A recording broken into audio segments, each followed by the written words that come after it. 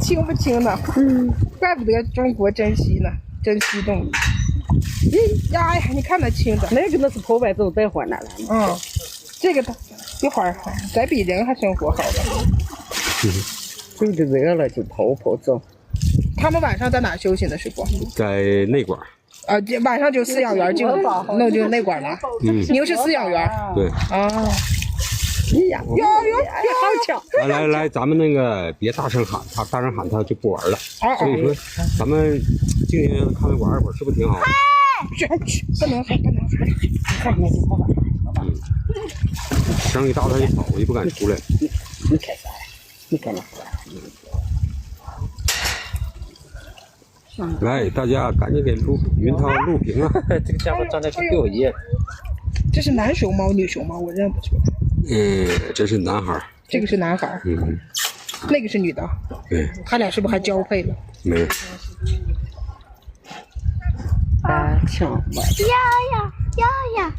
好轻呀！真呀！小朋友，你大声喊，他跑回去就不出来了啊！才好吃，他后的就不错了，你看着他玩了。这么可爱呢，这个动物。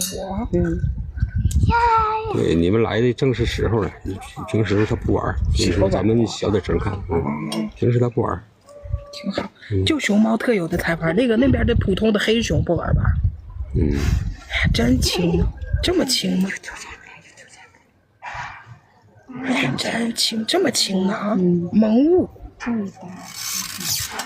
你看它轻的。这个熊猫是几岁的？快13了。妈呀，意思他是个老年人了？